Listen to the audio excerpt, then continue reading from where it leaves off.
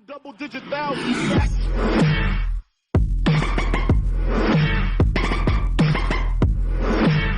Hey, and we are back for another episode of Last Week at Westlane. I hope you guys are doing great and having a great day so far. Man, 2.5 weeks left of school. Oof, we're almost there. And this Friday is our social justice showcase. Our social justice students and safe students have been working super hard on it. It is going to be amazing. This Friday, May 14th, 1 to 4 p.m. Make sure you check it out. There's going to be a t-shirt contest, art contest, writing contest, the works, everything. Make sure you check it out. In the spirit of that, we had Last Week at Westlane crew go around and ask people, what is equity to them and what is social justice? Check it out. Hope you guys enjoy. Welcome back.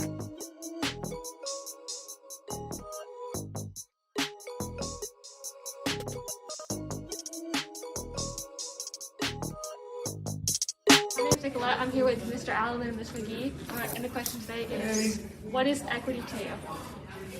I'll start off. So when I think about equity, it makes me think about the picture where you see those 3 children who are standing at the gate. On the box. Yeah, on the box. I remember that box. Right, on the box, right? Yeah. So then you have like the tall person who can see over the gate, and then you have the middle person who they're not as tall, they can somewhat see over the gate, and then you have the other person who can't see over the gate, right?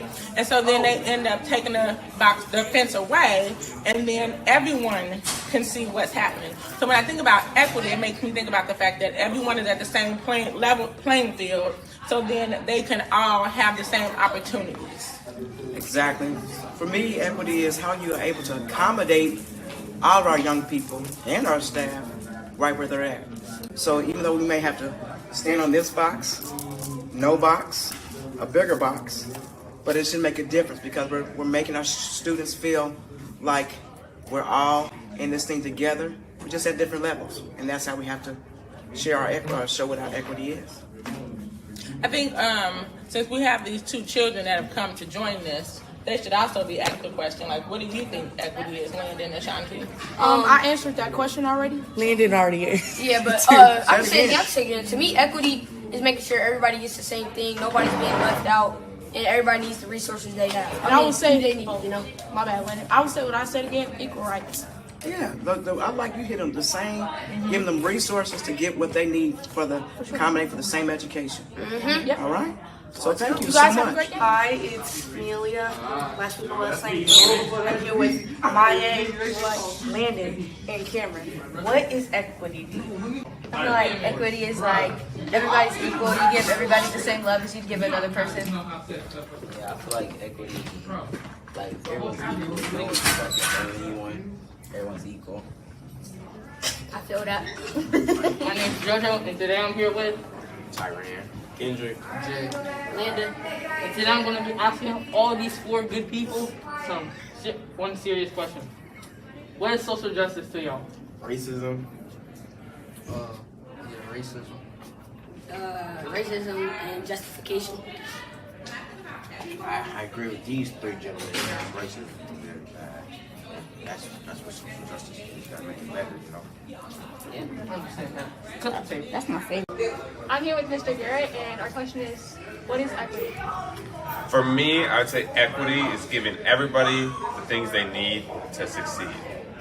Second question is, what is social justice? Ooh, that's a good question. So social justice, I think, ties in with equity, right? It's how we get to that point. What are the things that we do?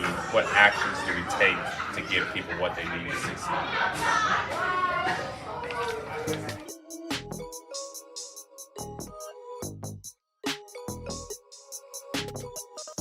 don't know about you guys, but I know that one thing I do love is reading a good book. Oh, wait. No way. Look at this. It is written, this book, Failing Towards Destiny, is written by no one else other than Michael Allen. So to congratulate Mr. Allen and to give you a little inside scoop on the book, we had Last Week at Westlane crew interview Mr. Allen about his new book, Failing Towards Destiny. How cool is it? Mr. Allen is an author. Come on, we'll check it out.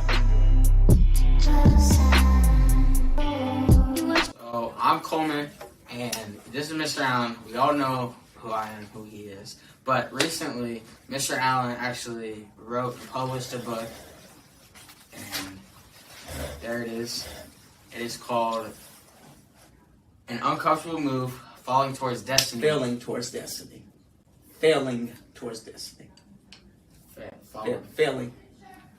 Anyway, go ahead. First of all, we're just gonna ask him some questions about his book. But do you wanna give a little summary type? Sure. About Well, your book? this book was inspired for me when I was actually, those of you know that I've been in education for about 20 years now.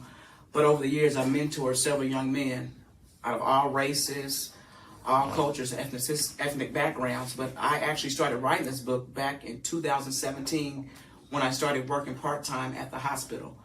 I work with young men who have some behavioral issues that are in trouble for probation, or have been kicked out their homes or through DCS. And a lot of our young men that I've been working with, it kind of inspired me. Well, wow. There's just listen to their stories and combined with the stories I've dealt with over my life as an educator. I thought it would be an honor to give back because we all fail, we all fall, we all mess up. But that mess up is one step closer to that one thing that you're trying to reach. So basically this book is just to summarize the book. It's just like a pick-me-up book, a motivational book that although you fall, although you fail, there is a comeback. I write about some specific stories in my life. I'm that comeback kid. I got expelled from Eastwood Middle School. They put me out. They didn't want to have nothing to do with me because of my behavior, because of my personal issues. They kicked me out of school. But I'm here today, right now. I'm an administrator back in the same district that kicked me out years ago. So I tell you that anything is possible if you continue to believe in yourself and push forward. Pretty deep. First question. I love this guy. What was your motivation to keep pushing through life? I guess the motivation to keep pushing through life is because if I don't, nobody's going to live my life for me. So I thought about my brother was murdered in 1994. That was a huge thing because to watch my mother at the funeral, to watch my mother find out that my brother was shot and killed and see that pressure on her and see that her heart feel like it was broken because that's her firstborn. So my motivation was I can't let the same things happen again to my mother. I don't want to see my mother fail or fall or cry like that again.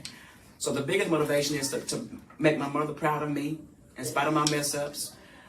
And also my motivation is I feel like I'm a role model and everybody's watching me. So I want to make sure I'm on my A game because I don't know who somebody's always watching. So that's one reason why I feel like the biggest motivation is to push forward because you don't know who's always watching you.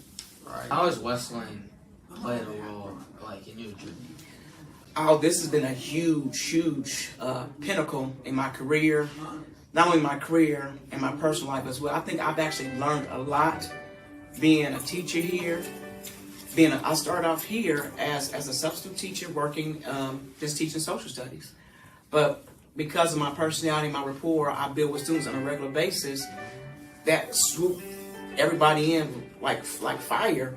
And I think just being here, building a relationship with families, with teachers, my colleagues, and I feel like it's actually allowed me to grow more because I started off just as a substitute teacher, but they've seen the leadership skills in me. They seen more than me as a teacher, and I saw more of myself as a teacher as well. So it's actually had a huge impact because it's allowed me to learn and grow. And exactly as I learn and grow, I'm learning from you guys, and I think we're learning together to make Westlane a better place. Have you always wanted to work in education and schooling? No, not really. I think I changed my major in college several times. I wanted to be a doctor at first. So I took some pre-med classes and a lot of science classes at first. And I said, I got reality, then I want to be, because I love math. So I said, maybe accounting would be something. Mm-hmm. And didn't want to do that. Then I actually started working my second semester in college. I started working at a summer camp at the Y. Fell in love with that job. And I was there, ended up starting as a summer camp counselor, then a director or something. I became the whole camp director, so that was huge for me. I just fell in love with what I did. And then I became a substitute teacher throughout college, and I just fell into education because that's something that I'm good at. I get it naturally, and I love it. Mm-hmm. Has there ever been a big figure or person in your life that's motivated you to be better and held you to that higher standard? Wow, I have had several people that made a huge impact on my life. I think the biggest impact that I can say that really pushed me to grow will probably be 3 people. My mom, I talk about her in this book. My dad, I talk about in this book. And I dedicate this book to my brother, my older brother, even though we had totally different types of lifestyles. But he was a motivation of what I didn't want to do. He was a motivation that I didn't want to go down that road. He wasn't a bad person. He just took some detours because he wanted stuff his way. And I knew I didn't want to do that. And my mom, she was a single parent, so she pushed me throughout all my downfalls, all the things I messed up with. She was that number one person who stayed in my corner and my dad. So I would say they were huge impacts on me because they were my role models. Even though they were separated, they weren't married, but I can always go to my dad and my mom. They was always there for me. Thank you. Wow, that was amazing. Thank you so much, Mr. Allen, for sharing all that, and thank you for all that you bring to Westlane. Well, that's all the episode that we have for you guys today. Hope you guys enjoyed it. If you're interested in being in Last Week at Westlane next year, come talk to me. Well, I'll probably have interviews in the next few weeks to decide who are the crew members for next year. Because it's a home, then on my advisory class, well, there is a limited number of people, but we want to include either if you're going to be an 8th grader next year or if the 7th grader, you're free to apply. There'll be a list of questions. You'll fill out a little contact sheet so that I can call your advisory teacher to send you down during a win time to ask you some questions. And I'll clarify a little bit more, and Mr. Peacock will around the announcements. But anyway, remember, every day, every Wildcat gets better. Cheers. Peace out. See you. Double-digit thousands.